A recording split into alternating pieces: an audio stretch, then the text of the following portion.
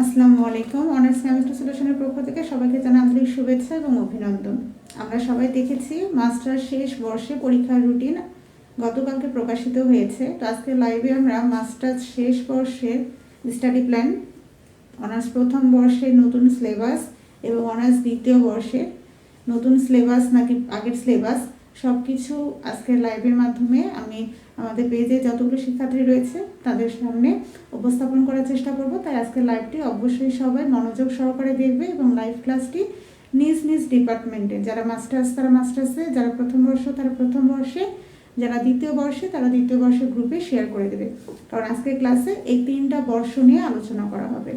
তো ফার্স্টে আমি মাস্টার্স শেষ শিক্ষাবর্ষ এই বর্ষটিকে নিয়ে আলোচনা করব, যেহেতু তাদের পরীক্ষার রুটিন প্রকাশিত হয়েছে। তো ফার্স্টে আমি তাদের রুটিনটা এখানে বোর্ডে লিখে দিচ্ছি।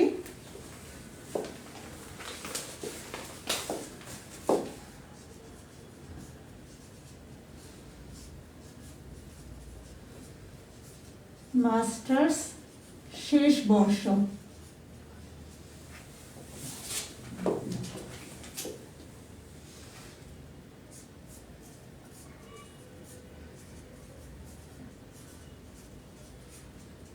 মাস্টার্সের টোটাল সাবজেক্ট যদি আমরা দেখি তাহলে একটা হচ্ছে ফিজিক্যাল কেমিস্ট্রি 7টি। কি কি দেখো, ফিজিক্যাল কেমিস্ট্রি,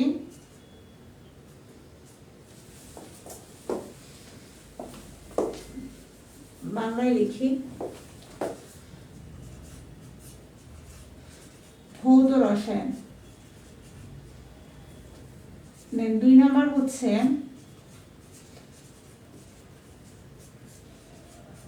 যৌগ সংশ্লেষণ ও বিক্রিয়ার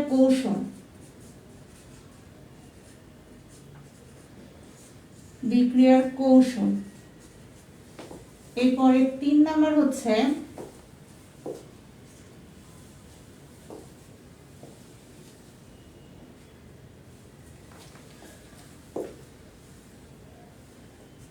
সন্নিবেশ ও গ্রুপ থিওরি।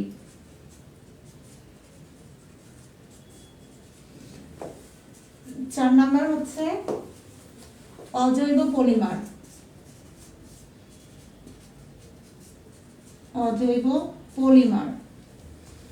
5 নম্বর হচ্ছে পরিবেশ রসায়ন,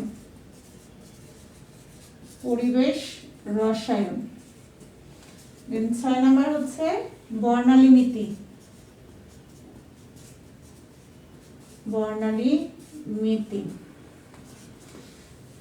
7 নম্বর হচ্ছে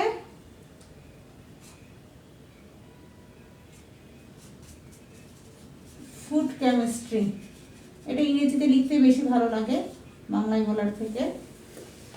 এখন এই যে তোমাদের যে সাবজেক্টগুলো ভৌত রসায়ন, জৈব সংশ্লেষণ ও বিক্রিয়ার কৌশল, সন্নিবেশ ও গ্রুপ থিওরি, অজৈব পরিমাণ, পরিবেশ রসায়ন, বর্ণালী নীতি এবং ফুড কেমিস্ট্রি, এখন এগুলো পরীক্ষার ডেটগুলো যদি আমরা দেখি, ভৌত রসায়ন পরীক্ষা হবে মার্চ মাসের 30 তারিখ থেকে। এরপরে হচ্ছে জৈব সংশ্লেষণ তারিখ হচ্ছে 2 তারিখ। এরপরে হচ্ছে সন্নিবেশ গ্রুপ থিওরি, এটা হচ্ছে 6 তারিখ। অজৈব পরিমাণ হচ্ছে 9 তারিখ। এরপর পরিবেশ রসায়ন হচ্ছে আমাদের 12 তারিখ। বর্ণালী নীতি 16 তারিখ। এরপরে হচ্ছে ফুড কেমিস্ট্রি 19 তারিখ।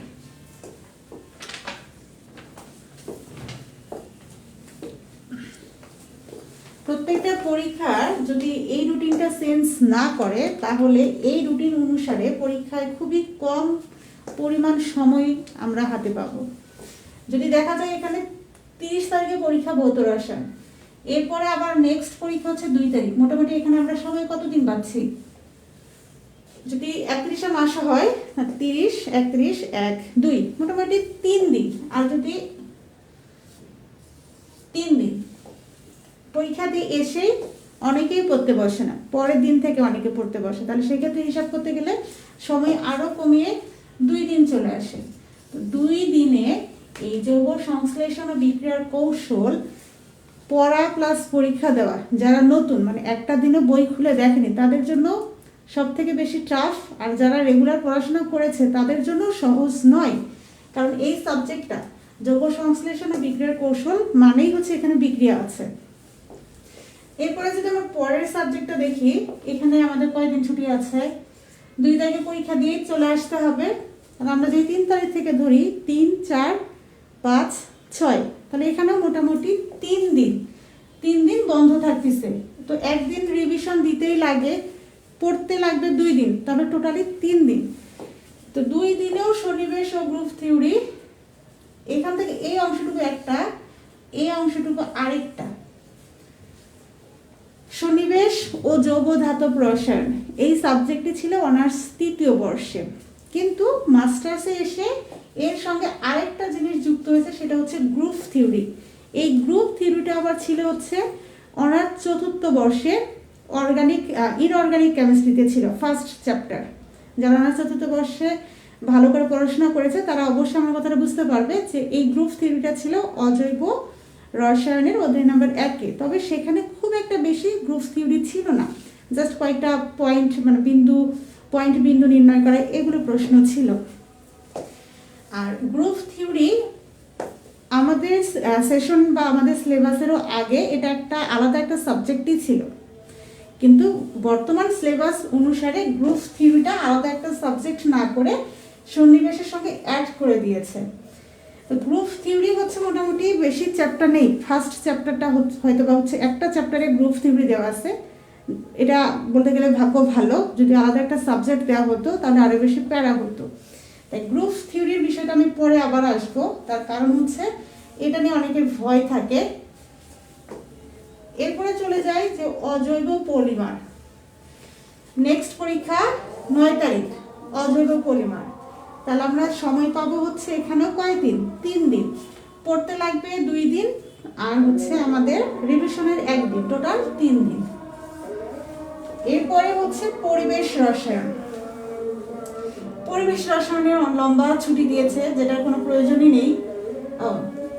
এখান থেকে তো 9 থেকে 12, এখানে 2 দিন, 9, 10, 11, 12 তারিখে পরীক্ষা, এখানে আমাদের 2 দিন বন্ধ। এরপরে নেক্সট এক্সাম বর্ণালীমিতি, তাহলে 12 থেকে 16, এখানে আমরা টাইম পাবো কতদিন, 13, 14, 15, 3 দিন সময় পাবো। এরপরে হচ্ছে ফুড কেমিস্ট্রি, এখানে সময় পাবো ফুড কেমিস্ট্রিতে 2 দিন। তাহলে দেখো যে রুটিনটা আমাদের দেওয়া হয়েছে মাস্টার শেষ বর্ষে, এখানে যে গ্যাপগুলো একটা পরীক্ষার পর আরেকটা পরীক্ষার যে গ্যাপ, খুবই কম পরিমাণে গ্যাপ, 2 দিন 3 দিন। মোটামুটি কিছু কিছু সাবজেক্টে একটু গ্যাপ রাখা উচিত ছিল, যেমন হচ্ছে ভৌত রসায়নের পরে যৌগ সংশ্লেষণ বিক্রিয়ার কৌশলে সামান্য আরেকটা দিন বাড়ানো উচিত ছিল। এরপরে হচ্ছে বর্ণালীমিতিতে একটু বাড়ানো উচিত ছিল। ফুড কেমিস্ট্রি অনেকগুলো অধ্যায় রয়েছে, এখানে একটা দিন, যেহেতু 2 দিন দেওয়া আছে, অন্তত একটা দিন বাড়ানো উচিত ছিল। কারণ একটা দিন যদি পড়ি আর একটা যদি দিন রিভিশন দেই, তাহলে একটা দিনে টোটালি 10 থেকে 12টা অধ্যায় করতে হবে, মানে এতগুলি অধ্যায় আছে ফুড কেমিস্ট্রিতে। তো এটা আসলে অসম্ভব বলা যায়, সেক্ষেত্রে শর্টকাট করে করতে হবে। এরপরে হচ্ছে বর্ণালীমিতি, এটাও খুব বেশি সহজ না সাবজেক্ট।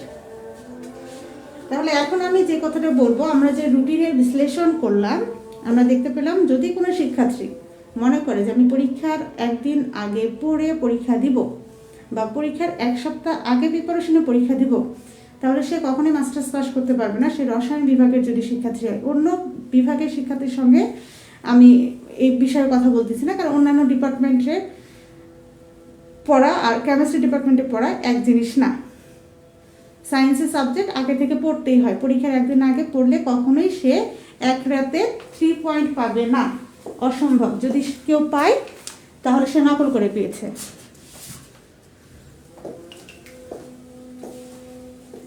তাহলে এখন আমরা কি করব, মাস্টার্স যেহেতু শেষ বর্ষে রুটিনে প্রকাশিত হয়েছে, দেন আমাদের পরীক্ষার বেশি গ্যাপও নেই, হাতে কয়দিন আছে, রুটিন গতকালকে প্রকাশিত হয়েছে, তার স্টিল নাও আজকে থেকে হিসাব করতে হবে যে আমাদের হাতে কতদিন সময় আছে। তো টোটালি আমরা ধরে নিলাম আমাদের হাতে 2 মাস সময় আছে।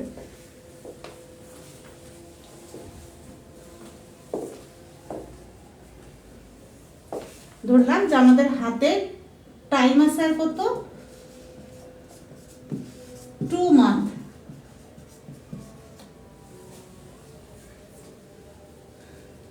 দুই মাসেরও কমই ধরা যায়, 2 মাসও নেই, 1.5 মাস, অথবা শুধুমাত্র যদি ধরি যে ফেব্রুয়ারি মাস, মার্চ জানুয়ারি তো চলেই গেছে, ধরলাম যে 1.5 মাস, খুবই কম।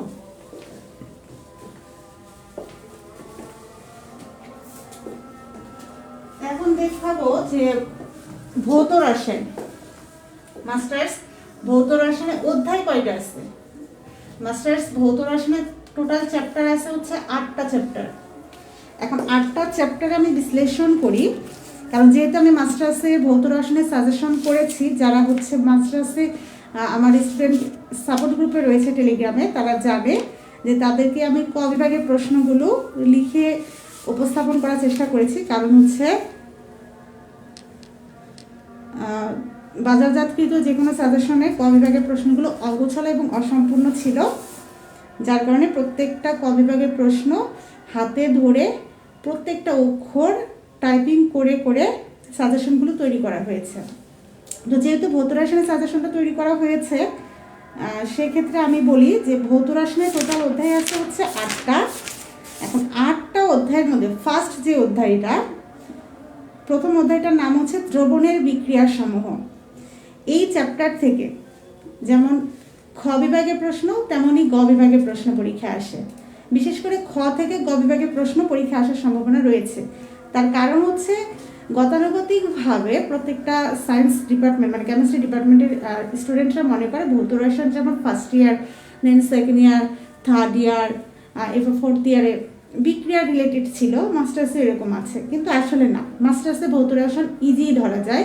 তার কারণ হচ্ছে মাস্টার্সে ভৌত রসায়ন অধ্যায় নাম্বার 1-এ শুধুমাত্র সমীকরণ প্রতিপাদন আছে। যাদের কাছে সমীকরণ প্রতিপাদন কঠিন লাগে তাদের ক্ষেত্রে মনে হবে যে একটা অধ্যায় শুধু প্রতিপাদন আছে, বাকি অধ্যায়গুলোতে তেমন নেই, সেক্ষেত্রে তার কাছে ইজি হবে। আবার অনেক শিক্ষার্থী আছে যাদের কাছে প্রতিপাদনগুলি ভালো লাগে, থিওরি ভালো লাগে না, তো তাদের কাছে একটু টাফ হবে। তার কারণে এবার ভৌত রসায়নটা মানে মাস্টার্সের সিলেবাসে ভৌত রসায়নটা যেমন থিওরি তেমন হচ্ছে সমীকরণ। তো ফার্স্ট অধ্যায়টা বললাম, এটা অবশ্যই বাদ দেওয়া যাবে না, এই চ্যাপ্টার পড়তেই হবে। আবার এই চ্যাপ্টারে যদি আমরা প্রশ্ন বিশ্লেষণ করি, মেন বইয়ে তো হিউজ পরিমাণের প্রশ্ন আছে, কবির বা সামস দুইটা বই হিউজ পরিমাণের প্রশ্ন আছে। কিন্তু আমরা যদি সাজেশন দেখি, যেমন আমি হচ্ছে এটা রেনেসাটা দেখাচ্ছি, ব্যতিক্রম সাজেশনও রয়েছে আমার কাছে, আমি দুইটাই দেখাবো, সমস্যা নেই। যেমন রেনেসাতে টোটাল প্রশ্ন আছে হচ্ছে ফার্স্ট চ্যাপ্টারে 43টা প্রশ্ন আছে। এরপর আমি দেখি এটা হচ্ছে ব্যতিক্রম, এটাতে কয়টা প্রশ্ন দেওয়া আছে।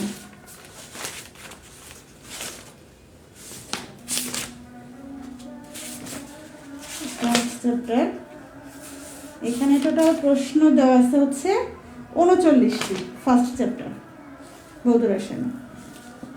তাহলে একটা চ্যাপ্টার থেকেই যদি 39টি বা টোটালে 30টি 40টি প্রশ্ন পড়তে যাও, তাহলে টোটাল 8টা অধ্যায় থেকে হিউজ পরিমাণে প্রশ্ন পড়তে হবে। তো এত প্রশ্ন পরীক্ষায় মনে রাখা অসম্ভব।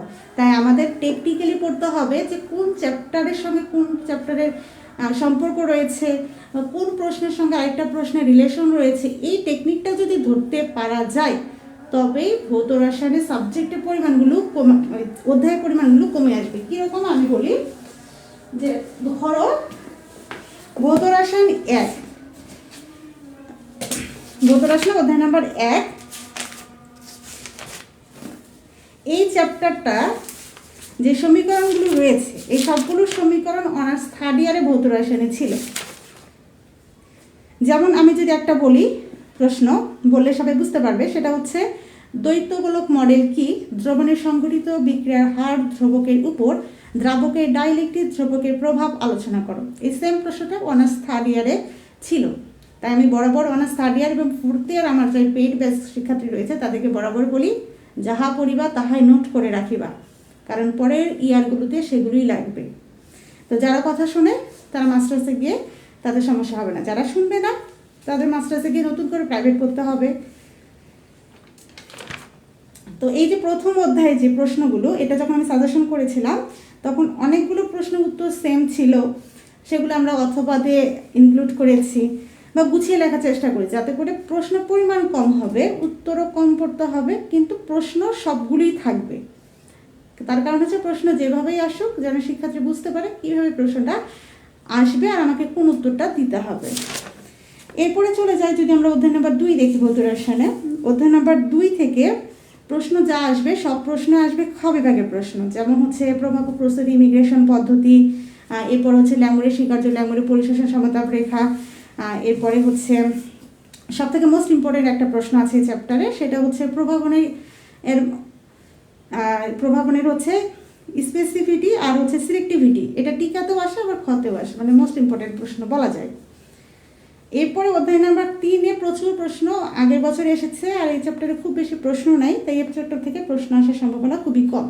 যদি এসেও থাকে তাহলে একানবিক অসমসত্ব প্রভাবন বিক্রিয়ার গতিবিদ্যা এটা পড়ে রাখতে পারি, আবার হচ্ছে দ্বিআণবিক পৃষ্ঠতল বিক্রিয়ার ল্যাংমোর হ্যান্সেলট বিক্রিয়ার কৌশল গতিবিদ্যা, এই দুইটা প্রশ্ন এই চ্যাপ্টার থেকে পড়ে রাখতে পারি। এরপরে যদি আমরা অ্যানালাইসিস করি, আমি কিন্তু কথাগুলো মুখে বলতেছি না, আমার অ্যানালাইসিসগুলো দেখলেই তোমরা বুঝতে পারবে। যেমন এটা দেখাচ্ছি এই সাজেশনের অ্যানালাইসিস। এরপরে হচ্ছে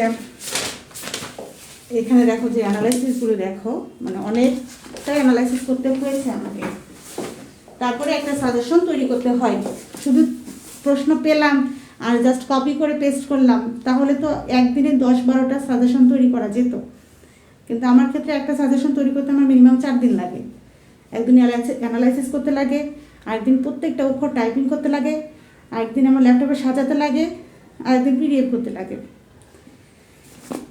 তাহলে এখন যদি আমরা দেখি অধ্যায় নাম্বার 3-এ, অধ্যায় নাম্বার 3 থেকে যদি কোনো প্রশ্ন আমরা পড়তে চাই, তাহলে এখান থেকে যদি বলি 100%ও যদি বলা হয়, তাহলে এখানে হচ্ছে একটা আছে যে অগার ইলেকট্রন বর্ণালিমিতি বা হচ্ছে আইগার ইলেকট্রন, মোস্ট ইম্পর্টেন্ট একটা প্রশ্ন। আবার গত বছর এই চ্যাপ্টার থেকে একটা প্রশ্ন এসেছিল কঠিন পৃষ্ঠে পরমাণু বিন্যাস নির্ণয় করার ক্ষেত্রে, তো এই বছরের জন্য ওটা ছিল ফটোইলেকট্রিক বর্ণালিমিতির সাহায্যে। তো এই বছরের জন্য মোস্ট ইম্পর্টেন্ট এখানকার প্রশ্ন হচ্ছে LEED, অর্থাৎ নিম্ন শক্তির সম্পূর্ণ ইলেকট্রন আবর্তন দ্বারা কঠিন পৃষ্ঠের পরমাণু সময়ের বিন্যাস নির্ণয় করা। তো টোটালি এই চ্যাপ্টার থেকে খুব বেশি প্রশ্ন করতে হবে না, 2টা বা 3টা, এই বাহিরে আর প্রশ্ন করার প্রয়োজন নেই।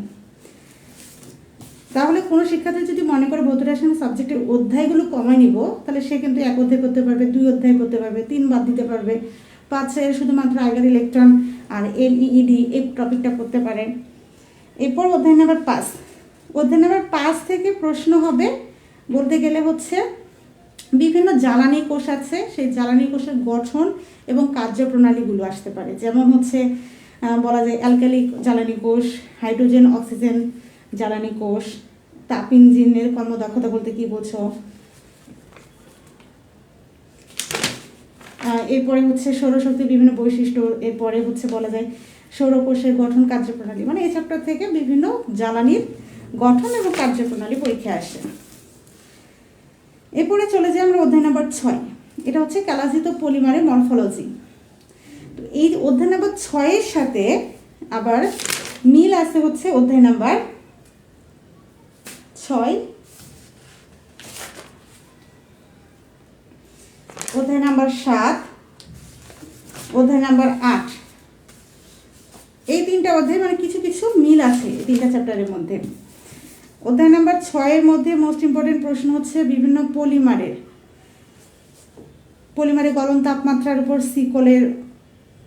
সিকলের উপস্থিতি, পোলার গ্রুপের প্রভাব, আবার হচ্ছে পলিমারের হচ্ছে কাজ অবস্থান্ত তাপমাত্রার উপর প্রভাব বিস্তারের নিয়ামক সমূহ, পলিমার আলোক সক্রিয়তা পলিমার কীভাবে তৈরি করা যায়, পলিমারের দানারত্ব, দানা গঠনের কৌশল, এরপর হচ্ছে পলিমারে হচ্ছে গলন তাপমাত্রা, এরপর হচ্ছে পলিমারে হচ্ছে কাজ অবস্থান্ত তাপমাত্রার মধ্যে সম্পর্ক, এই রিলেটেড প্রশ্নগুলো এই চ্যাপ্টার থেকে আসে। এরপর হচ্ছে বললাম যে অধ্যায় নাম্বার 7 আর অধ্যায় নাম্বার 6-এর মধ্যে কিছু কিছু মিল রয়েছে, কারণ 2টা চ্যাপ্টারই হচ্ছে পলিমার। 6 নম্বর চ্যাপ্টার হচ্ছে পলিমারের মরফোলজি আর 7 নম্বর চ্যাপ্টার হচ্ছে পলিমারের বৈশিষ্ট্য। তাই 2টা চ্যাপ্টার পড়তে গেলে 2টা চ্যাপ্টারে প্রশ্ন অ্যাড করে পড়া উচিত, তাহলে কী হবে, কিছু কিছু প্রশ্নের বেসিক 7 নম্বরে পড়েছে, ওই বেসিক দিয়ে 6 নম্বরে পড়েছে বেসিক, 7 নম্বরে ওটার একটা আলাদা প্রশ্ন দিয়েছে। যেমন যদি আমি বলি, অধ্যায় নাম্বার 7-এ একটা প্রশ্ন দেওয়া আছে 2018 সালে, পলিমাইডের চেয়ে পলিয়েস্টারের গলন তাপমাত্রা কম কেন, ব্যাখ্যা করো। এই সেম প্রশ্নটা অধ্যায় 6-এ আবার এভাবে দেওয়া আছে যে পলিমারের গলন তাপমাত্রার উপর পলিমার সিকলের পোলারিটি, সিকলের নমনীয়তা, পোলার গ্রুপের প্রভাব আলোচনা করো। তাহলে এখানে পোলারিটি, দেন হচ্ছে সিকলের নমনীয়তা, পোলার গ্রুপ, 3টা আলাদা আলাদা নিয়ামক রয়েছে। পলিমারের গলন তাপমাত্রার উপর প্রভাব বিস্তারকারী 3টা আলাদা আলাদা নিয়ামক রয়েছে। এগুলো যদি বেসিক সহকারে পড়া যায়, সেই বেসিকে গিয়েই উদাহরণটাই লাগবে পলিয়ামাইডের চেয়ে পলিয়েস্টারের গলন তাপমাত্রা কম হয় কেন। এই সেম প্রশ্নটা তোমরা ওখানে উদাহরণ হিসেবে করবা। ওই প্রশ্নটা আবার অধ্যায় নাম্বার 7-এ একটা প্রশ্ন আকারে আসছে। তাহলে বলতে গেলে অধ্যায় 6 এবং অধ্যায় 7 মিক্সড একটা অধ্যায়। এরপরে অধ্যায় নাম্বার 8 হচ্ছে পলিমার প্রক্রিয়াজাতকরণ। তাহলে এটাও হচ্ছে পলিমারের একটা অংশ। এখানে আছে বিভিন্ন পলিমারের প্রস্তুতি কৌশল, এরপর হচ্ছে মোল্ডিংয়ের শ্রেণী বিভাগ, সংশ্লেষিত পলিমার থেকে তন্তু তৈরি কৌশল, পলিমার তৈরি ফিলার সুস্থিতিকারী যোগ করার ভূমিকা, এই রিলেটেড প্রশ্নগুলো এই চ্যাপ্টার থেকে আসে। তাহলে এই হচ্ছে ভৌত রসায়ন। তো ভৌত রসায়নে তাদের সঙ্গে প্রশ্নগুলো সুন্দরভাবে উপস্থাপন করা আছে।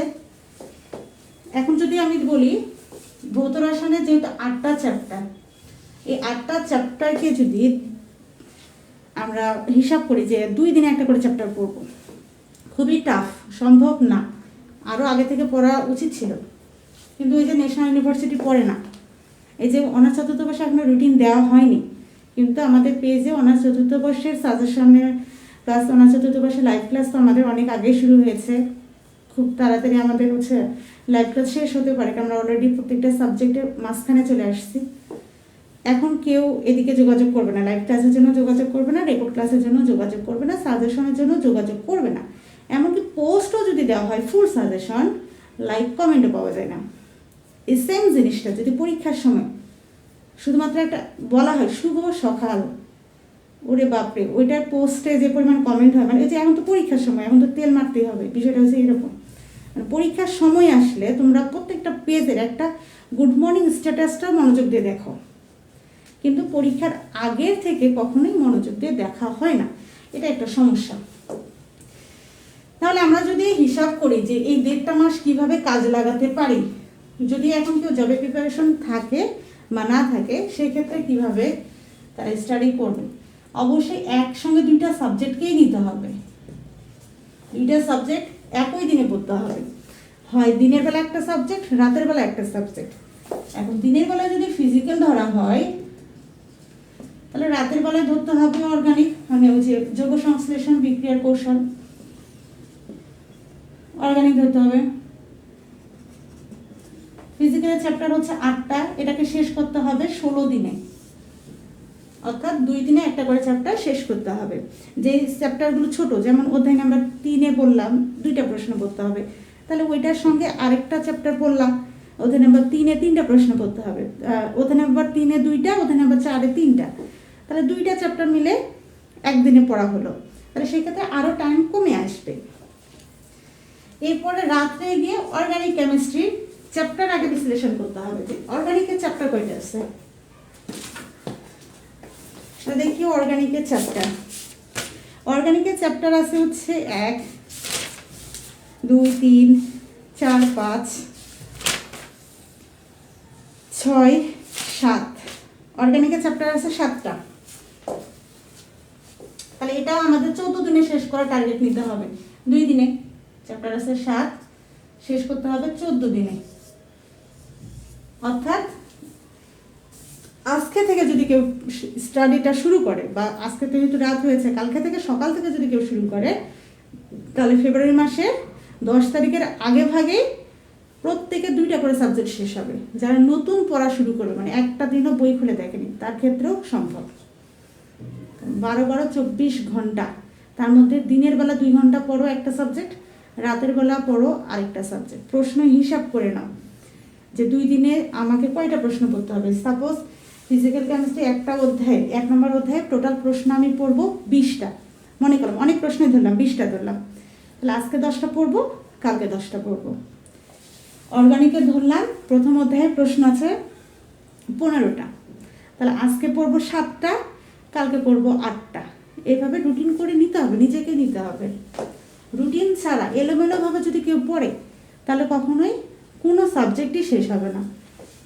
তো অর্গানিকের যদি আমি অর্গানিকেরও সাজেশন টাইপিং করেছি, শুধু আমার ল্যাপটপ যেহেতু নষ্ট, যারা পেইড স্টুডেন্ট জানে এক্ষেত্রে আমি দিতে পারতেছি না। ল্যাপটপটা ঠিক হয়ে গেলে সাজেশনগুলো টাইপিং করা শুরু করব, মোবাইলে টাইপিং করা আছে শুধু। তো জৈব সংশ্লেষণে যখন সাজেশন তৈরি করলাম, এখানে যে বিষয়গুলো দেখলাম, অধ্যায় নাম্বার 1-এ হিউজ পরিমাণ প্রশ্ন পরীক্ষা আসবে, মোস্ট ইম্পর্টেন্ট একটা চ্যাপ্টার।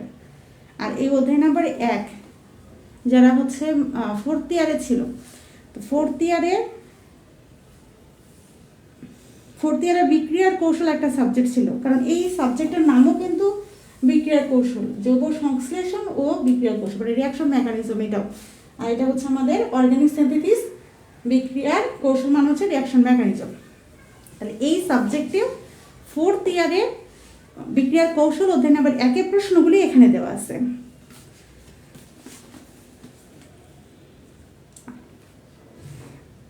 আবার হচ্ছে বিক্রিয়ার কৌশল লাস্ট একটা চ্যাপ্টার ছিল, ওই চ্যাপ্টারের প্রশ্ন এই চ্যাপ্টারে দেওয়া আছে। যেমন হচ্ছে আমি যদি বলি সিগমাট্রপিক সরণ কি, দেখাও যে 1-5 সিগমাট্রপিক সরণ সুপ্রাফেশিয়াল এবং 1-3 সিগমাট্রপিক সরণ অ্যান্ডারফেশিয়াল। এই প্রশ্নটা কিন্তু 4th বর্ষের লাস্ট চ্যাপ্টারে ছিল, এই প্রশ্নটা এখানে ফার্স্ট চ্যাপ্টারে দিছে। বলতে গেলে অনার্স 3য় বর্ষ, অনার্স 4th বর্ষ কোনো শিক্ষার্থী যদি বুঝে পড়ে, মাস্টার্স তার জন্য পানির মতো সহজ। তাহলে যারা হচ্ছে 4th বর্ষে ভালো করে পড়েছে তাদের ক্ষেত্রে 1 নম্বর অধ্যায় নিয়ে কোনো প্রবলেম হবে না, তবে 1 নম্বর অধ্যায় বাদ দেওয়া যাবে না, এটা 3 স্টার অধ্যায়। দেন অধ্যায় নাম্বার 2 জৈব সংশ্লেষণে, এটা বাদ দেওয়া যায় কারণ এখানে বেশি প্রশ্ন নেই, যে কয়টা ছিল আগের বছর আসছে। অধ্যায় নাম্বার 3 থেকে বিভিন্ন প্রশ্ন হবে হচ্ছে কৌশল, বিক্রিয়ার কৌশলগুলো, এগুলো টিকা আকারে আসতে পারে। আর খ বিভাগে যদি আসে তাহলে সেক্ষেত্রে কিটিন আসবে না, আগের বছর আসছে, এই বছরের জন্য কার্বিন আর এন অক্সাইড বা অ্যামিন এন অক্সাইড, এই দুটো ইম্পর্টেন্ট। আর বাকি কিছু ছোটো ছোটো টিকা আছে, মানে ওই যে বললাম বিক্রিয়ার কৌশলগুলো, এখান থেকে মোটামুটি 2টা পরীক্ষা আসে। গত বছরের প্রশ্ন বা এর আগের বছরের প্রশ্নগুলো অ্যানালাইসিস যদি কেউ করে সে বুঝতে পারবে। তাই আমি কথাগুলো হাওয়ায় বলতেছি না, অ্যানালাইসিস করেই কথাগুলো বলতেছি। এরপরে যদি দেখো অধ্যায় নাম্বার 4, দেখো বিশ্লেষণগুলো দেখো, এখানে একটু সামনেতে দেখাই, বিশ্লেষণগুলো একটু খেয়াল করো, যে এখান থেকে এখানে গেছে, আবার এখান থেকে এখানে আসছে, এটা আমি বুঝবো বাট অন্যরা বুঝবে না। তার কারণ হচ্ছে কিছু কিছু প্রশ্ন মিল রয়েছে, উত্তর একই কিন্তু প্রশ্নটা আলাদাভাবে দেওয়া আছে, এই আর কি। তো অধ্যায় নাম্বার 4 থেকে 2-3টা প্রশ্ন বা 2টা প্রশ্ন, বেশি না, খ বিভাগে আসতে পারে। তো এর জন্য যদি কেউ এই টপিকটা জাস্ট যারা পাস করার জন্য পড়ে, ভালো রেজাল্টের কথা বলিনি, তাদের জন্য সবই করতে হয়। তাহলে এই টপিকটা যদি পড়ে, 2019 সালে একটা প্রশ্ন, যৌগ সংশ্লেষণে যৌগ টিন, যৌগ অ্যালুমিনিয়াম, এরপরে হচ্ছে যৌগ জিঙ্ক, যৌগ বোরেন, যৌগ লিথিয়াম, যৌগ সিলিকন, এই সবগুলোর ভূমিকা, যৌগ সংশ্লেষণে এগুলোর ভূমিকা আলোচনা করে এই টপিকটা যদি কেউ পড়ে তাহলে এই চ্যাপ্টারে সব প্রশ্নই পড়া হয়।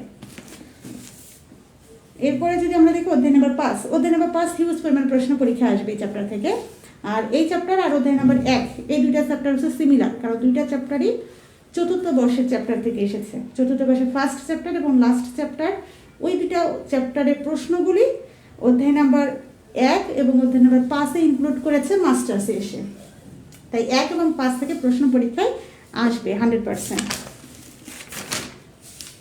আর এই চ্যাপ্টারে অনেকগুলো প্রশ্ন সেম রয়েছে, তো সেগুলো অথবা আকারে সাজেশন আমি অ্যাড করেছি, যারা সাজেশনটা পাবে তারা বুঝতে পারবে।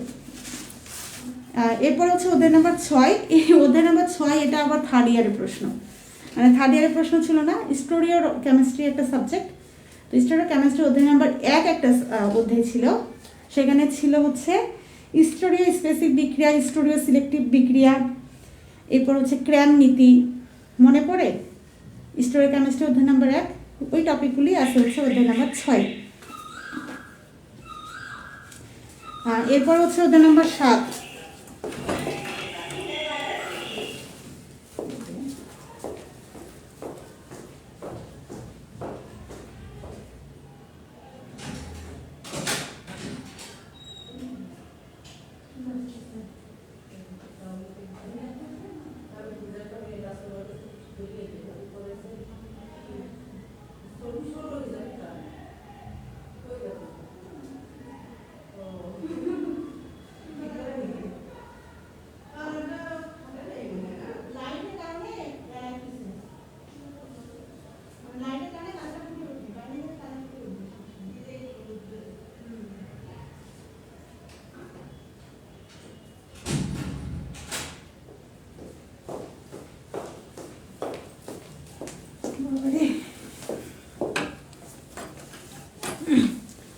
এরপরে হচ্ছে আমরা যদি দেখি অধ্যায় নাম্বার 7, ড্রাগ সংশ্লেষণের ডিজাইন।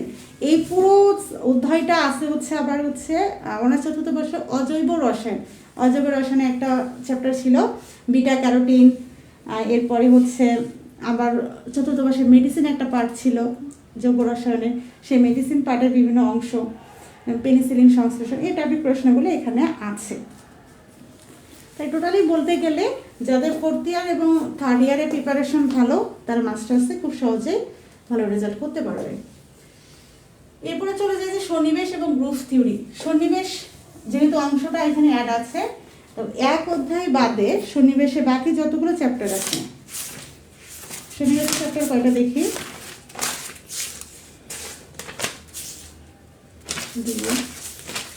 বেশি চ্যাপ্টার নেই। সন্নিবেশের চ্যাপ্টার হচ্ছে 5টা। তো এই 5টা চ্যাপ্টারের মধ্যে শুধুমাত্র 5 নাম্বার চ্যাপ্টারটা এটার সাথে আমাদের প্রথম বর্ষ, দ্বিতীয় বর্ষ, তৃতীয় বর্ষ বা চতুর্থ বর্ষে দেখা হয়নি। এটা সম্পূর্ণ নতুন একটা চ্যাপ্টার। তবে এখানে যে প্রশ্নগুলো আছে এগুলো খুব বেশি বড় না, থিওরিক্যাল কিছু প্রশ্ন। তো এই চ্যাপ্টার থেকে মোটামুটি 4-5টা প্রশ্ন বা 2-3টে প্রশ্ন পড়লেই আনাফ। তবে অধ্যায় নাম্বার যেটা 4, এই অধ্যায় নাম্বার 4 হচ্ছে স্যান্ডউইচ যৌগ, ফেরোসিন যে টপিকগুলো ছিল, আবার হচ্ছে ধাতব, কার্বনিল, অলিফিন যৌগের বন্ধন, এই টপিক প্রশ্নগুলো এই চ্যাপ্টারে আছে, যেটা হচ্ছে 3rd ইয়ারে ছিল। এরপরে হচ্ছে আমরা যদি দেখি অধ্যায় নাম্বার 3, এটা ওই যে ডি অরবিটালে বিভাজন আমরা পড়েছিলাম 3rd ইয়ারে কোঅর্ডিনেশন কেমিস্ট্রিতে, অষ্টতলিকীয় যৌগের লিগ্যান্ড প্রতিস্থাপন বিক্রিয়া, ধাতু লিগ্যান্ড বন্ধন। এরপরে যদি বলি হচ্ছে ফ্রন্টের আণবিক অরবিটাল, এদের হোমোলোম আট করা, এগুলো সব 3rd ইয়ারে ছিল। এরপরে হচ্ছে অধ্যায় নাম্বার 2ও সেম ক্লাস্টার পড়েছিলাম না আমরা চতুর্থ বর্ষে, অজৈব রসায়ন একদম লাস্ট একটা অধ্যায় ছিল ধাতব ক্লাস্টার, হোয়াইট নীতি, 18 ইলেকট্রন নিয়ম, এই টপিকগুলো আছে অধ্যায় নাম্বার 2। এখন সন্নিবেশের মোস্ট প্রবলেম অধ্যায় হচ্ছে গ্রুপ তত্ত্ব, অধ্যায় নাম্বার 1। তো যেহেতু এই অধ্যায়ের সমস্যা, এখন এই অধ্যায় থেকে যদি কেউ প্রশ্ন দিতে না চায় তাহলে তার আহামরি ফেল আসবে না, পারো না দিলে না। আরও বাকি যে অধ্যায়গুলো আছে সেখান থেকে 5 মার্ক অবশ্যই পাবে, 5-এর থেকে বেশি মার্ক আশা করা যায়, কারণ একটা চ্যাপ্টার থেকে সব প্রশ্ন হবে না যদি বিগত বর্ষের প্রশ্নগুলো অ্যানালাইসিস করা যায়। তবে চেষ্টা করা উচিত যে এই যে 1 নম্বর অধ্যায় গ্রুপ তত্ত্ব, এটা পড়ার ক্ষেত্রে বইয়ে হুবহু যতই মুখস্থ করো না কেন মনে রাখতে পারবে না, এগুলো একটা সিস্টেম আছে। তো এই গ্রুপ তত্ত্ব বা গ্রুপ থিওরি পড়ার ক্ষেত্রে সব সময় যে কোনো প্রশ্ন পড়ো, ধরো যে একটা পরীক্ষার প্রশ্ন, পরীক্ষার জন্য পড়তেছে যে পানির পয়েন্ট বিন্দু বা গ্রুপ বিন্দু বের করার কথা বলা হয়েছে, যে পানির ক্ষেত্রে বিন্দু গ্রুপ বের করতে বলছে। এখন এটা মুখস্থ করলা যে পানির হচ্ছে বিন্দু গ্রুপ হচ্ছে C2V। তো এখানে C2 কিভাবে আসলো, এখানে V কই থেকে আসলো, C2 কেন হয়, V কেন হয়, এগুলো জানতে হবে। এগুলো জানার ক্ষেত্রে ইমাজিন করতে হবে যে পানির অণুটা মানে একদম বলতে গেলে 3D প্রিন্ট। আর এগুলো দেখার জন্য গুগলে গিয়ে সার্চ দিবে। কি সার্চ দিবে? Symmetry element.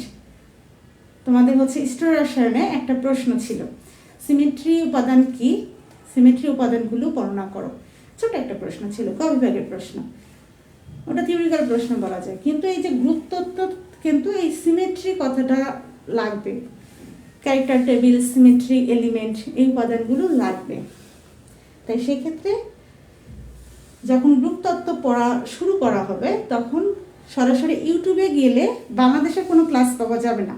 গ্রুপ থিওরিতে পাওয়া গেলেও আমার ধারণা নেই কার পাওয়া যাবে, কারণ আমি খুব তেমন একটা পাইনি কারো। পাওয়া গেলে সব কিছু পাওয়া যাবে বাহিরের দেশে। তো যারা হচ্ছে ইংলিশ ভালো বোঝে তারা ইংলিশে ক্লাসগুলো করতে পারে ইউটিউব থেকে, কারণ সবগুলো লেকচার ইংলিশে হয়। হিন্দিতে হলেও যারা যেহেতু হিন্দি মুভি টুভি দেখে তারা বলতে পারবে, বুঝতে পারবে।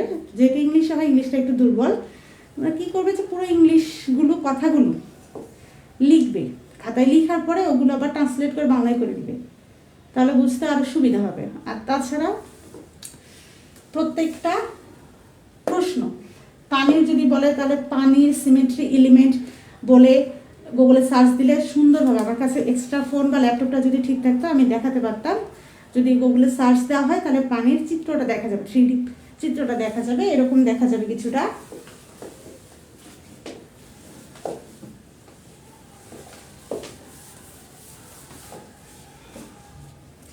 এরকম দেখা যাবে যে অক্সিজেন ধরি যে হাইড্রোজেন, আমি বন্ধন টন্ধন দিলাম না, জাস্ট আমি দেখাচ্ছি। এরকম একদম সুন্দর 3D দেখা যাবে। আবার এদের হচ্ছে রোটেশন মানে ঘোরানোটা দেখা যাবে। আমরা যদি পানির এটা মাঝখান দিয়ে 180 ডিগ্রি কোণে ঘোরাতে থাকি তাহলে এটা যেদিকেই ঘুরুক না কেন শুধুমাত্র হাইড্রোজেনগুলো পার্শ্ব চেঞ্জ হবে। যেমন এটা আমি যদি সুন্দরভাবে বোঝাতে ট্রাই করি যে এটা মনে করো যে দুইটা হাত, এই হাতে আমার একটা হাইড্রোজেন আছে, এই হাতে একটা হাইড্রোজেন আছে, আমার যে মাথাটা এটা হচ্ছে অক্সিজেন।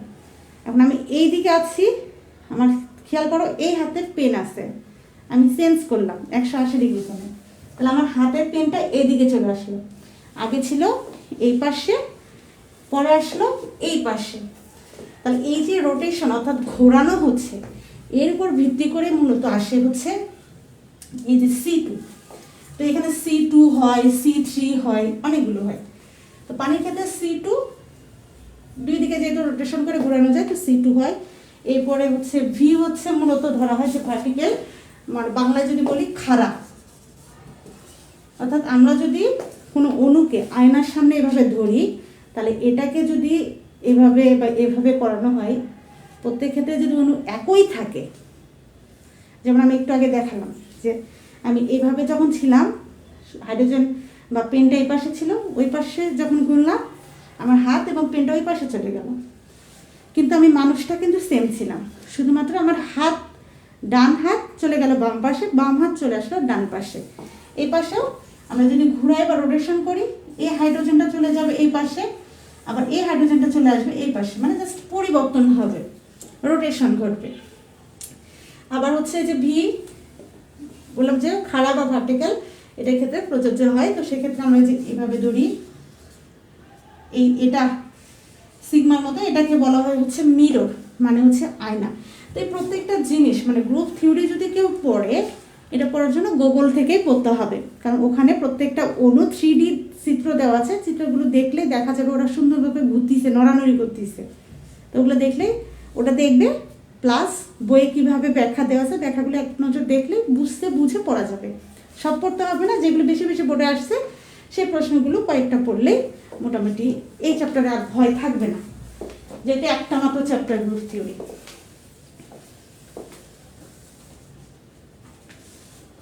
এরপরে যদি আমরা দেখি পরের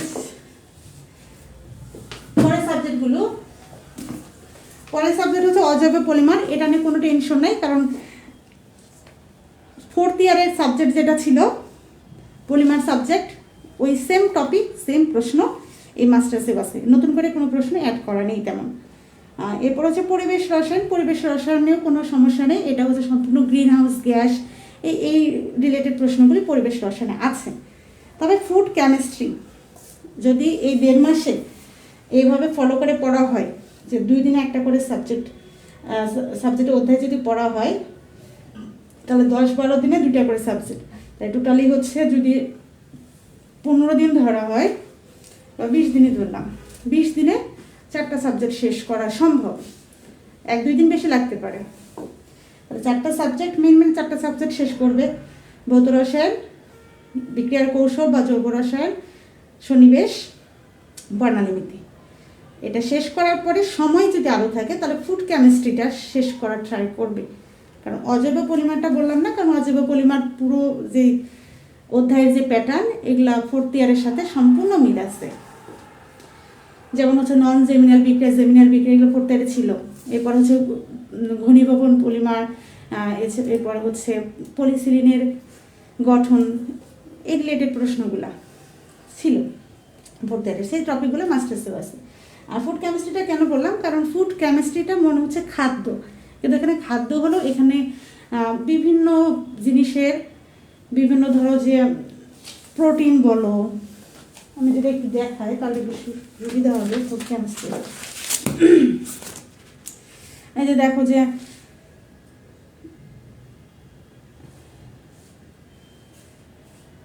প্রোটিন, দেন অ্যামাইনো অ্যাসিড, এরপরে হচ্ছে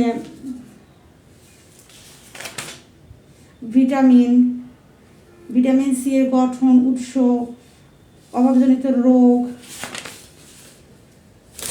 এরপরে যদি দেখি হচ্ছে মাতৃদুগ্ধ, পাস্তুরাইজেশন, এরপরে হচ্ছে মানে এটার পুষ্টি গুণগুলো বেশি মনে রাখতে হয়, মানে চার্ট থাকে, ঠিক আছে।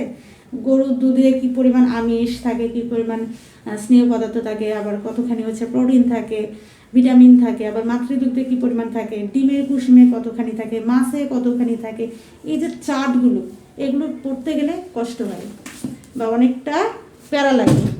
তাই সময় থাকলে ফুড কেমিস্ট্রিটা পরীক্ষার আগে ভাগে একটু কয়েকটা চ্যাপ্টার, সামনে কয়েকটা চ্যাপ্টারে একটু কঠিন, পরেরগুলো একটু সহজই আছে, কয়েকটা চ্যাপ্টার পড়ে রাখলে বেশি ইজি মনে হয়। এই ছিল মাস্টার শেষ বর্ষের 1.5 মাসে কীভাবে পড়াগুলো পরীক্ষার আগে গুছিয়ে রাখা যায়। যারা সিলেক্টেড করেছে তাদের উপকারে আসলে অবশ্যই ক্লাসের শেষে অর্থাৎ ভিডিওর শেষে নিচে কমেন্ট সেকশনে নিজেদের মতামত জানিয়ে দিবে। আর যেহেতু মাস্টার্সের সাজেশনের কাজ চলমান রয়েছে, এখনও সব সাজেশন তৈরি করা হয়নি, কারণ আমরা মাস্টার্সের সাজেশন আমরা দেই না, অন্যান্য প্ল্যাটফর্ম খুব একটা বেশি মাস্টার্সের সাজেশন দেয় না। এবছরে ট্রাই করা হচ্ছে, পরের বছরগুলো থেকে চেষ্টা করা হবে মাস্টার্সেরও কোর্স চালু করা। তো সেক্ষেত্রে এই বছরের সাজেশন একটু বেশি অ্যানালাইসিস করে করা হচ্ছে। ইনশাল্লাহ দেখা যাক কতদূর কাজ করা যায় এবং কয়টা সাবজেক্ট সম্পূর্ণ করা যায়। টোটালি এখন বর্তমানে হচ্ছে ভৌত রসায়ন আর জৈব সংশ্লেষণ, বিক্রিয়া কৌশল, এই 2টা সাবজেক্ট লেখা শেষ, বাকিগুলো টাইপিং করা হবে, দ্রুতই পেজে জানানো হবে, আপলোড করা হবে। তাছাড়া আমাদের হচ্ছে MSc সাপোর্ট গ্রুপ রয়েছে টেলিগ্রামে, সেখানে যারা শিক্ষার্থী রয়েছে তারা রেগুলার আপডেট পায়, কারণ তাদের সাথে আমাদের রেগুলার কথা হয়, রেগুলার তাদেরকে স্টাডি প্ল্যান দেওয়া হয়। আর যারা পেজে ফ্রি বা পেজে তারাও যারা MSc গ্রুপে আছে তারাও ফ্রি, কিন্তু ওই যে বললাম যাদের পড়াশোনা আগ্রহ বেশি তারা আগে থেকে যোগাযোগ করে, আর যাদের পড়াশোনা আগ্রহ কম তারা আগে থেকে যোগাযোগ করে, এই একটা পার্থক্য থাকে। এখন আমি চলে যাই অনার্স প্রথম বর্ষের ক্ষেত্রে। তো অনার্স প্রথম বর্ষের সিলেবাস পরিবর্তন হয়েছে, তবে অনার্স দ্বিতীয় বর্ষে এখনও কোনো বই মানে গাইড বই যেটা ব্যতিক্রম বা রেনেসা এখনও সব লাইব্রেরিতে আসেনি। সেকেন্ড ইয়ারে খুব একটা বেশি মনে হয় না যে সিলেবাস পরিবর্তন হয়েছে, কারণ আমি এখনও নতুন সাজেশনটা দেখিনি, তবে সম্ভবত সেকেন্ড ইয়ারে সিলেবাস পরিবর্তন হয়নি, পরিবর্তন হয়েছে প্রথম বর্ষে। প্রথম বর্ষে সিলেবাস পরিবর্তনকে পরিবর্তন বলা যায় না, বলা যায় যে এখানে যেটা কাহিনীটা যেটা করেছে, আমি যদি বলি প্রথম বর্ষে ভৌত রসায়নে আমি যেটা দেখলাম, আমি অ্যানালাইসিসটা একটু দেখাই। সুমাইয়া আক্তার আপু চার্টগুলো মনে রাখা অনেক কষ্টকর, হ্যাঁ অনেক কষ্টকর, এই জন্যই বললাম কী করতে হবে। আমি তোমাদের গ্রুপে MSc যেটা পেইড গ্রুপ ছিল ওখানেও তোমাদের বলে দিয়েছিলাম যে প্রতিদিন 2 দিনে একটা করে অধ্যায় পড়লে কভার করা সম্ভব, তোমরা ওইভাবে পড়ো, বাকিরা যারা শুনবে না। তো প্রথম বর্ষের ক্ষেত্রে যেটা দেখেছি আমি এখানে লিস্ট করেছি, ভৌত রসায়নে টোটাল অধ্যায় দেওয়া আছে হচ্ছে 8টা। প্রথম বর্ষের আগে সাবজেক্টগুলোর নাম বলি। প্রথম বর্ষের সাবজেক্ট ফিজিক্যাল কেমিস্ট্রি মানে ভৌত রসায়ন থাকবে, জৈব রসায়ন থাকবে, অজৈব রসায়ন থাকবে, ক্যালকুলাস থাকবে, ফান্ডামেন্টাল ম্যাথ থাকবে, ফিজিক্স 1 থাকবে, ফিজিক্স 2 থাকবে, এরপরে হচ্ছে বাংলাদেশের ইতিহাস অভ্যুত্থান ওই সাবজেক্টটা থাকবে, স্বাধীন বাংলাদেশ অভ্যুত্থান আর কি। এরপরে হচ্ছে ICT মানে তথ্য যোগাযোগ প্রযুক্তি, এই কয়টা থাকবে হচ্ছে মেন সাবজেক্ট। এখন এই কটা সাবজেক্টের মধ্যে ভৌত রসায়ন, জৈব রসায়ন, অজৈব রসায়ন, এরপর ফান্ডামেন্টাল ফিজিক্স 1, এরপর হচ্ছে স্বাধীন বাংলাদেশ অভ্যুত্থান, এই সবগুলি হচ্ছে পূর্ণ মান থাকবে হচ্ছে 100, অর্থাৎ ইনকোর্স মার্ক সহ 100, আর ক্রেডিট থাকবে 4 করে। এরপরে হচ্ছে ক্যালকুলাসের পরীক্ষা হবে 50, ক্রেডিট থাকবে 2। ফিজিক্স 2 এর ক্ষেত্রেও পরীক্ষা হবে 50, ক্রেডিট থাকবে 2। নতুন যেটা সাবজেক্ট আইসিটি, এখানে মার্ক থাকবে 75 মার্ক, ক্রেডিট থাকবে 3। আগে প্র্যাকটিক্যাল ছিল, আগের বছর যারা পরীক্ষা দিয়েছে তাদের প্র্যাকটিক্যাল ছিল প্রথম বর্ষে 2টা, একটা হচ্ছে কেমিস্ট্রি 1 অ্যান্ড কেমিস্ট্রি 2। কিন্তু এই বছর যারা নতুন তাদের হচ্ছে 3টা প্র্যাকটিক্যাল থাকবে, একটা কেমিস্ট্রি 1, কেমিস্ট্রি 2, আর একটা হচ্ছে নতুন যে সাবজেক্ট অ্যাড করা হয়েছে আইসিটি, এটা ল্যাব থাকবে। তো নতুন সাবজেক্ট অ্যাড হয়েছে, নতুন সিলেবাস হয়েছে, এটা নিয়ে আহামরি প্যারা খাবার কোনো দরকার নেই, কারণ আইসিটি কি পড়ো নাই? ইন্টারমিডিয়েটে ছিল তো আইসিটি, তো ইন্টারমিডিয়েট যে আইসিটি অংশটা ছিল ওখানে আরও কঠিন ছিল, ওখানে যে প্রোগ্রামিংগুলো ছিল, তো এই প্রোগ্রামিংগুলো যে কী পরিমাণে প্যারা দেয়, তো যারা যে পলিটেকনিক্যাল বা ইঞ্জিনিয়ারিং করে তারা বোঝে ওদের এই প্রোগ্রামিংগুলো আছে। তো ওই ধরনের প্রোগ্রামিং খুব একটা বেশি থাকবে না। একদম বলতে গেলে আমাদের ভিসি স্যারকে যতই বকাবকি করে, আমি স্যারের যে গুণটা দেখেছি সেটা হচ্ছে উনি চাচ্ছে বাচ্চাদেরকে সহজ দিতে, মানে একদম বলতে গেলে যে থিওরিক্যাল প্রশ্ন, মানে কাকে বলা টাইপের প্রশ্ন দিতে, সমীকরণ বেশি কঠিন জটিল প্রশ্ন ইগনোর করতেছি। কিন্তু আমাদের সমস্যা হচ্ছে আমরা জটিল পড়ে পড়ে অভ্যস্ত, সহজটা নিতে পারতেছি না, এটা হচ্ছে আমাদের সমস্যা। যেমন আমি যেটা দেখলাম যে প্রথম বর্ষের সাজেশন চেঞ্জ হয়েছে, এটা নিয়ে আহামরি যে চিন্তা ভাবনা, অনেকে ভয় দেখাচ্ছে, অনেক পোস্টে অনেকে ভয় পাচ্ছে। তো ভৌত রসায়নে দেখলাম যে অধ্যায় নাম্বার 1-এ রসায়নের পদার্থের অবস্থা, ভৌত রসায়ন অধ্যায় 1-এর নাম। তো এই অধ্যায় কী কী আছে, মেন টপিকগুলো বলি যে কলয়েড, প্লবতা, সান্দ্রতা, প্লাজমা, সমতরিত বিন্দু, গোল্ড সংখ্যা। এরপর হচ্ছে এই যে প্রথমে বললাম যে কলয়েড, এই অংশটুকু থার্ড ইয়ারে ছিল, থার্ড ইয়ারের ভৌত রসায়নের একটা সাবজেক্ট আছে, ওই সাবজেক্টে যে প্রশ্নগুলো আছে কলয়েডের ক্ষেত্রে, এটা অধ্যায় নাম্বার 6 কি 7-এ ছিল, দেখি বই আছে নাকি থার্ড ইয়ারের।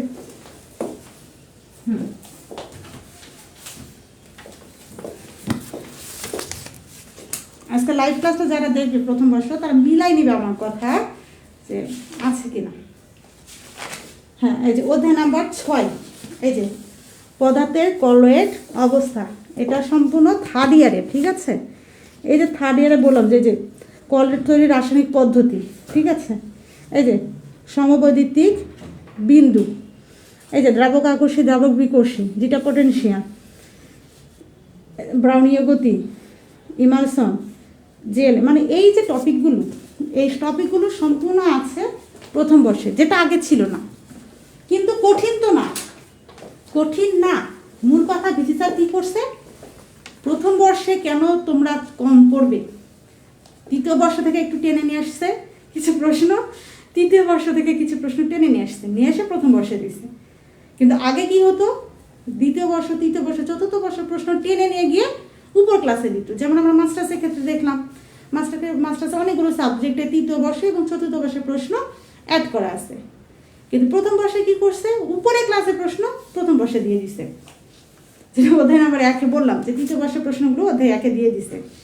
এরপর অধ্যায় 2, অণুর ধর্মসমূহ, এই অধ্যায়টা আগে ছিল, আগের বছর যারা পরীক্ষা দিয়েছে তাদের ছিল অধ্যায় 1-এ, গতিশক্তি, এরপর বিভব শক্তি, স্থিতিশক্তি, শক্তির সমবন্টন নীতি, স্বাতন্ত্র মাত্রা, এই টপিকটা ছিল আগের বছর অধ্যায় 1-এ, এটা তোমাদের দিয়েছে অধ্যায় 2-এ।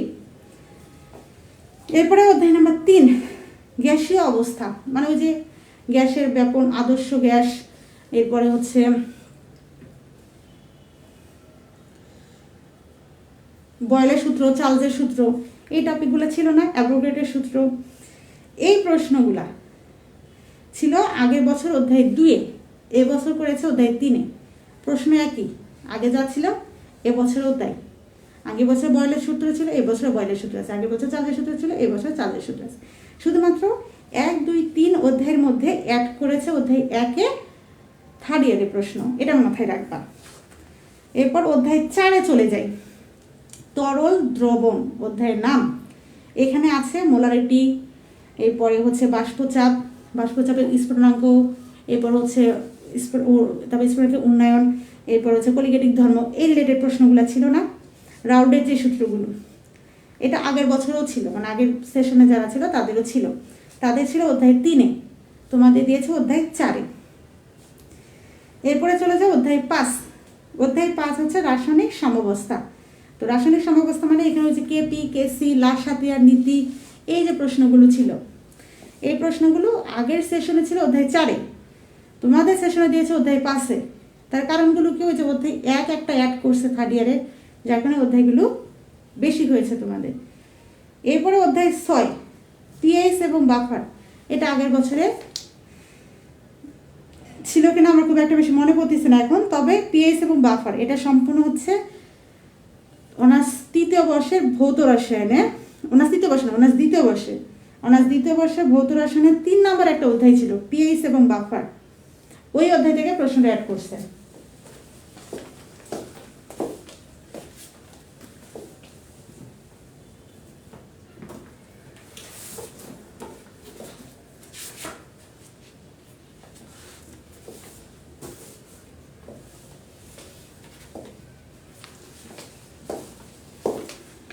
এরপরে অধ্যায় নাম্বার 7 রাসায়নিক শক্তির বিভাজন, অধ্যায় নাম্বার 8 তাপ রসায়ন। তো আগে দেখি অধ্যায় নাম্বার 7 রাসায়নিক শক্তির বিভাজন। এই রাসায়নিক শক্তির বিভাজন এই অধ্যায়টা অ্যাড করেছে অধ্যায় নাম্বার 2 অনার্স দ্বিতীয় বর্ষের ভৌত রসায়ন থেকে। অনার্স দ্বিতীয় বর্ষের ভৌত রসায়নে এনথালপি ছিল, এরপরে হচ্ছে সিপি এনথালপি, তারপরে হচ্ছে আরও ছিল হচ্ছে নামগুলো মনে করতেছি না, অভ্যন্তরীণ শক্তি, এই রিলেটেড প্রশ্নগুলো যেগুলো ভৌত রসায়ন অধ্যায় নাম্বার 2-এর সেকেন্ড ইয়ারে ছিল, এগুলো ফার্স্ট ইয়ারে দিছে। অধ্যায় নাম্বার 8 তাপ রসায়ন অধ্যায়ের নাম। এই অধ্যায়ে যে প্রশ্নগুলো আছে এই প্রশ্নগুলো ছিল ইন্টারমিডিয়েটের রেড কালার একটা বই ছিল না, পদার্থ দ্বিতীয় পত্র, একটু খয়েরি টাইপ কালার। আচ্ছা, বলতে গেলে ফিজিক্সের তাপগতিবিদ্যা একটা চ্যাপ্টার ছিল এরকম, সিপি মাইনাস সিভি ইকুয়াল আর, প্রতিপাদন করো। আবার এই যে এরকম ইকুয়াল ধ্রুবক, প্রশ্নগুলো ছিল না, প্রতিপাদন করো। অর্থাৎ তাপগতিবিদ্যার ওই অংশটুকু এনে দিয়েছে অধ্যায় নাম্বার 8-এ। আর এই অংশটুকু ছিল অনার্স দ্বিতীয় বর্ষের প্রথম বর্ষে। তাহলে এখন যদি আমি বলি অনার্স প্রথম বর্ষের নতুন সিলেবাসটা কি করেছে, সহজ কথা, নতুন বছরে নতুন সিলেবাসে প্রশ্ন বৃদ্ধি করা হয়েছে, অধ্যায় বৃদ্ধি করা হয়েছে, তবে প্রশ্নের প্যাটার্ন, প্রশ্ন সিস্টেমগুলো উপরের ক্লাসের অধ্যায়গুলো এনে প্রথম বর্ষে অ্যাড করা হয়েছে। বিশেষ করে অনার্স দ্বিতীয় বর্ষ এবং তৃতীয় বর্ষের প্রশ্ন অনার্স প্রথম বর্ষে যুক্ত করা হয়েছে, এবং এই বর্ষগুলো 3টা বর্ষে প্রশ্ন অ্যাড করে একটা বর্ষে প্রশ্ন তৈরি করা হয়েছে। যেহেতু প্রথম বর্ষের পরে ভিসি স্যার বলেছিলেন যে দ্বিতীয় বর্ষ, তৃতীয় বর্ষ, চতুর্থ বর্ষে এগুলো সিলেবাস পরিবর্তন করা তার পরিকল্পনা রয়েছে। তো সেক্ষেত্রে জানি না দ্বিতীয় বর্ষ, তৃতীয় বর্ষ, চতুর্থ বর্ষের প্রশ্ন প্যাটার্ন কী হয়, আবার কোন উপরে ক্লাস থেকে আসে, মাস্টার্সের প্রশ্ন আবার দ্বিতীয় বর্ষে দেয় কি না, মানে এরকমও হতে পারে, বলা যায় না। তো এই হচ্ছে প্রথম বর্ষের সিলেবাস। তাই এখানে ভয় পাবার কিচ্ছু নেই। যে সাবজেক্টগুলো মেন সাবজেক্ট, সেই সাবজেক্টগুলো প্রাইভেট করে নেবে। আর যদি মনে হয় যে প্রাইভেট করতে হবে না, যে কোনো বই, রেনেসার যে পাবলিকেশন সেটা হচ্ছে কবির পাবলিকেশন, এরপর হচ্ছে আরেকটা বই আছে হচ্ছে সামস, বই মাস্ট বি লাগবে, কবির হোক বা সামস হোক। আমার কাছে সামসের বই বেশি ভালো লাগে, কবির একটু ভুল থাকে, সামসে একটু কম ভুল থাকে। আর সাজেশনের ক্ষেত্রে ব্যতিক্রম রেনেসা, দুইটা থাকাই বেটার, কারণ রেনেসার উত্তর অনেক বেশি বড় হয় কিন্তু ভুল কম থাকে, ব্যতিক্রমে উত্তর ছোট ছোট থাকে, সহজ থাকে, আবার ভুল বেশি থাকে। মানে বলতে গেলে বাজারজাতকৃত বই সাজেশন সবগুলোতে ভুল থাকে। তো সবগুলোর মধ্যে যদি 2টা করেই সাব থাকে, যদি কবিরের বই ব্যতিক্রম সাজেশন থাকে, ঠিক আছে, পারফেক্ট, কারণ কবিরের বই মানে হচ্ছে রেনেসা। আবার যদি থাকে রেনেসা তাহলে সামস, কম্বিনেশন করে, মানে বই একটা সাজেশন বা দুইটাই সাজেশন, এভাবে যদি কম্বিনেশন করে বইগুলো সংগ্রহ করা হয় তাহলে কিন্তু ভুল তারপরে হচ্ছে সঠিক নিজেরাই অ্যানালাইসিস করা সম্ভব। কিন্তু কেউ যদি একটাই ব্যবহার করে যে হ্যাঁ ব্যতিক্রমে শুধু ব্যবহার করতেছি, তাহলে সেই ক্ষেত্রে সে ভুলগুলো সংশোধন করতে পারে না। এক্ষেত্রে তাকে ব্রেন খাটাতে হয়, নাহলে প্রাইভেট করতে হচ্ছে, নাহলে কারো থেকে উত্তর নিতে হচ্ছে, এরকম ঝামেলাগুলো হয় আর কি। তাই চেষ্টা করবে বই কিনলে যে কোনো একটা, হয় কবির নাহলে সামস, আর যদি গাইড কিনা হয় তাহলে একটা নতুন একটা পুরাতন, এটা বেস্ট হয়। আর না হলে বই আর একটা যে কোনো গাইড। প্রথম বর্ষের ক্ষেত্রে মেন সাবজেক্ট, যেহেতু প্রথম বর্ষে অনেকগুলো সাবজেক্ট রয়েছে, একসঙ্গে অতগুলো সাবজেক্ট কোথাও প্রাইভেট পড়ানো সম্ভব না, তাই মেন সাবজেক্ট, মেজর সাবজেক্টগুলো আলাদাভাবে, মেজর বলতে হচ্ছে ভৌত রসায়ন, জৈব রসায়ন, অজৈব রসায়ন আলাদাভাবে। নন মেজর হচ্ছে ম্যাথ, ফান্ডামেন্টাল বেশি গুরুত্ব দিতে হবে, কারণ 100 মার্কের পরীক্ষা হবে, ইনকোর্স থাকবে, আর হচ্ছে বাকিটা থাকবে লিখিত। এরপর হচ্ছে ক্যালকুলাসে যেহেতু 50 মার্কের পরীক্ষা, তো এটা নিয়ে তেমন প্যারা খাওয়ার দরকার নেই, মোটামুটি কয়েকটা চ্যাপ্টার পড়তে হয়। ফান্ডামেন্টালটা মাস্ট, ফান্ডামেন্টালে বেশি ফেলা হয় প্রথম বর্ষে। ফিজিক্স 1টা প্রাইভেট করতে পারো নন মেজর ফান্ডামেন্টালের সাথে, যেহেতু এটা নন মার্কের সাবজেক্ট। তবে ফিজিক্স 2 এখানে 50 মার্ক, এটা একাও পড়া যাবে, সমস্যা নেই, কারণ অধ্যায় কম। ফিজিক্স 1 অধ্যায় বেশি, ফান্ডামেন্টাল অধ্যায় বেশি। আইসিটি ওই যে তেমন কোনো কঠিন প্রশ্ন হবে না, থিওরিক্যাল প্রশ্ন হবে। আইসিটি বিষয়তে বোঝে, তথ্য প্রযুক্তি টাইপ প্রশ্ন। এরপরে আর কি সাবজেক্ট আছে, স্বাধীন বাংলাদেশের অভ্যুত্থান, এটা তো ইতিহাস, এটা বই পাওয়া মাত্রই পড়ে ফেলা উচিত, সাজেশন হোক বা বই হোক। বই থেকে এই স্বাধীন বাংলাদেশের অভ্যুত্থান সাজেশনে যেগুলো 99% প্রশ্ন আছে, ওগুলো কয়েকটা প্রশ্ন পড়ে রাখলে, অধ্যায়ভিত্তিক পড়লে, ধারণা থাকলে বানিয়ে লেখা যাবে। আবার সাল উলট পালট করা যাবে না, ঠিক আছে? 1971 সালে মুক্তিযুদ্ধ হয়েছে, 1972 সাল দেওয়া যাবে না, এই জিনিসগুলো মাথায় রাখতে হবে। তুমি ভিতরে বানাই লেখো, যা ইচ্ছা তাই করো, সাল ঠিক রাখতে হবে। এই হলো প্রথম বর্ষ। আর দ্বিতীয় বর্ষের সিলেবাস পরিবর্তন হয়েছে এমন কোনো কথা এখনো শোনা যায়নি, তাই দ্বিতীয় বর্ষে আজকে লাইভ ক্লাসে এটুকুই বলে রাখলাম। নেক্সটে যখন দ্বিতীয় বর্ষের সাজেশন আমার হাতে আসবে, আমি দ্বিতীয় বর্ষের সিলেবাস নিয়েও আলোচনা করব। তো মাস্টার শেষ বর্ষে যে কোনো শিক্ষার্থী যে কোনো প্রয়োজনে আমাদের টেলিগ্রামে যে সাপোর্ট গ্রুপ রয়েছে, অথবা টেলিগ্রাম যে নাম্বার দেওয়া আছে পেজে, বিভিন্ন পোস্টে নাম্বার দেওয়া আছে, পেজে বায়োতে নাম্বার দেওয়া আছে, সেই নাম্বারে যোগাযোগ করবে। আর পেজে যখনই যেই সাজেশন হোক, কোনো পরামর্শ হোক, পেজে পোস্ট করা হবে, অবশ্যই সেগুলো রিয়াকশন দিতে হবে, সে পোস্টগুলো শেয়ার করতে হবে। এতে করে কি হবে, যার যেই ইয়ারে আছে সেই ইয়ারের পোস্টগুলো সাথে সাথে সেভ করে নিতে হবে। আমরা অনেক স্টুডেন্টদের দেখি যে আমি পেজে পোস্ট করেছি, সেভ করে পড়া শেষ। যেমন আজকে ক্লাসে লাইভ করতেছে মাস্টার্সের সুমাইয়া আক্তার, আমি প্রায় 3 মাস আগে, মনে হয় 2 কি 3 মাস আগে, ভৌত রসায়ন 7 অধ্যায় 8 অধ্যায় প্রশ্ন আপলোড করেছিলাম পেজে। খুব বেশি সাড়া ছিল না, ঠিক আছে, কারণ হয়েছে তখন তো প্রয়োজন নেই, তখন 3rd ইয়ারের পরীক্ষা শুরু হয়েছে, তাই মাস্টার্স নিয়ে কারো মাথা ঘামা ছিল না। তখন কিন্তু পোস্ট থেকে প্রশ্নগুলো সেভ করে পড়া শেষ করেছে। পরে যখন এমএসসি যে সাপোর্ট গ্রুপ সেখানে অ্যাড হয়েছিল, সেখানে বলেছিল যে এই প্রশ্নগুলো আগে পড়া শেষ হয়েছে, নতুন প্রশ্ন দিতে। তো এই হচ্ছে স্টুডেন্ট, এগুলোকে স্টুডেন্ট বলা হয়। আবার চতুর্থ বর্ষে ভৌত রসায়ন, অজৈব রসায়ন সাজেশন কমপ্লিট নিয়ে বসে আছি, পেজও আপলোড করা হচ্ছে। কবিভাগের প্রশ্ন উত্তর সহ লিখে দিয়েছি, সেই প্রশ্নগুলো আপলোড করা হলে ওগুলো খুব একটা বেশি ফোকাস এখন দিবে না। যখন পরীক্ষা শুরু হবে, পরীক্ষার 1 দিন আগে বা 2 দিন আগে, তখন সাজেশন যে কোনো পোস্ট মনোযোগ সহকারে দেখা হয়। তো এই জিনিসটা খুবই খারাপ একটা বিষয়। যারা পেজ অনলাইন প্ল্যাটফর্মে আছে তাদেরও খারাপ লাগে, তাদেরও কাজের আগ্রহ কমে যায়। তারা মনে করে যে আগে থেকে দিলে পড়েই না, কষ্ট করব কেন, পরীক্ষার 1 দিন আগে দিলেই হবে। যেমন আমারও ইদানিং মনে হচ্ছে, কারণ আমি এই চাপের মধ্যে সিলেবাস সাজেশন তৈরি করতে গিয়ে আমার ল্যাপটপটা নষ্ট হইল। কোনো দরকার ছিল, এত চাপ নেওয়ার দরকার ছিল না। ভাবলাম যে আগে থেকে দেই, পোলাপানরা পড়তে পারবে, সময় পাবে, এই আশায় তৈরি করা শুরু করলাম। ল্যাপটপের উপর চাপ দিলাম, ল্যাপটপটাও খেয়ে ফেললাম। লাভ কি? আমারই তো ক্ষতি হলো, লাভ তো হলো না।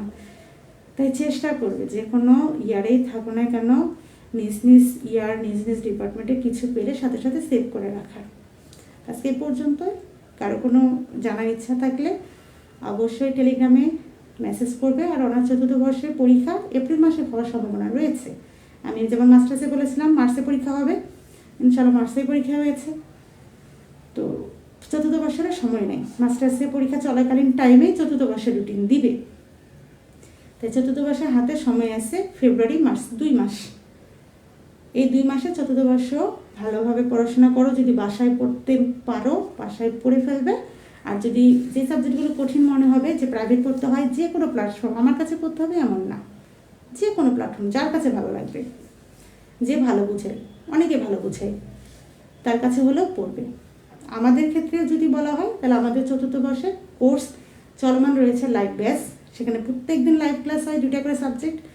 ক্লাস শেষে প্রত্যেকটা ভিডিও টেলিগ্রামের রেকর্ড গ্রুপ রয়েছে, সেখানে সুন্দরভাবে প্রত্যেকটা ক্লাস রেকর্ডের গ্রুপে সাজানো থাকে। কোনো স্টুডেন্ট যদি আজকে ক্লাস না করতে পারে পরের দিন সেই ক্লাসটা বা ওই দিনই যে কোনো টাইমে সেই ক্লাসটা করতে পারে। প্রত্যেকটা সাবজেক্টের জন্য আলাদা আলাদা নোট গ্রুপ আছে। ক্লাস শেষ হবে কী কী ক্লাসে পড়ানো হয় সবগুলো খাতায় লিখে নোট গ্রুপে প্রত্যেকটা শিক্ষার্থীদের দেওয়া বাধ্যতামূলক।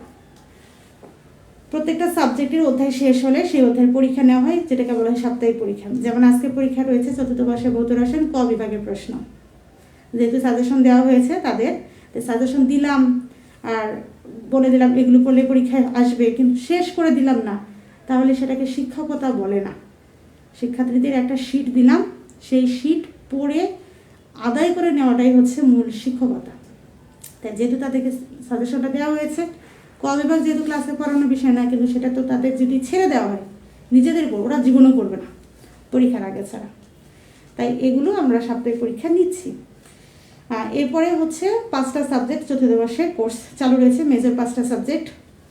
অনার্স দ্বিতীয় বর্ষের যেহেতু এখনও শুরু করা হয়নি, খুব শীঘ্রই দ্বিতীয় বর্ষের শুধুমাত্র আমরা হচ্ছে সিলেবাস এবং গাইড বই, সাজেশন, মেন বই এগুলো পাওয়ার মাত্রই ক্লাস শুরু করবে দ্বিতীয় বর্ষে।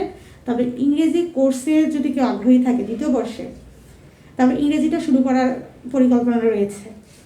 কারণ যেহেতু ইংরেজি নোট আমাদের কাছে আছে অনেকটাই, কারণ এর আগের বছরগুলোতে ইংরেজি ক্লাস নেওয়া হয়েছিল, ফ্রি ক্লাস, মানে আমাদের পেইড ব্যাচের সাথে ইংরেজি কোর্সটা ফ্রি ছিল, সেক্ষেত্রে নোট করা আছে।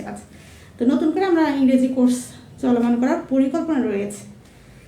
অনার্স প্রথম বর্ষেরও মেজর নন মেজর এভাবে আলাদা আলাদাভাবে ব্যাচ চালু করা হবে।